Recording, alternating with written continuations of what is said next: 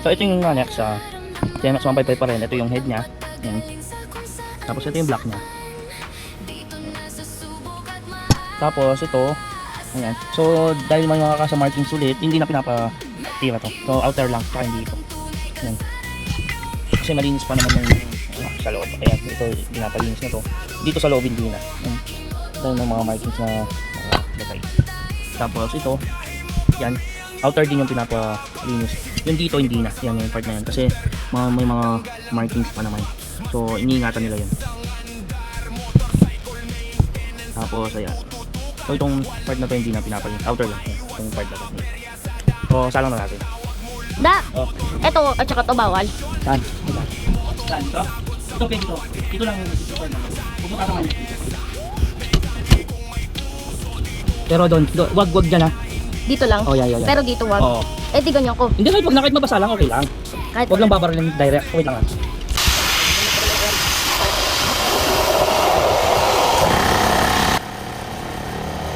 Makimoto sa linya, ang sandigan ng iyong motor.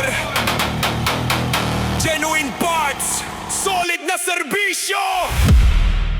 Let's ride. Let's ride.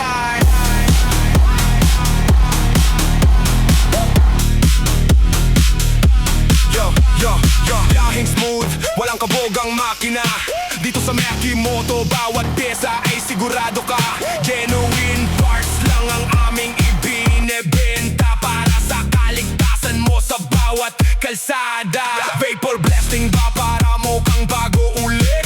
Ang kinang ng makina mo pwedeng ipagmalaki. Tune-up na malupit, change oil na mabilis. Alagang Makimoto, problema mo ay aalis.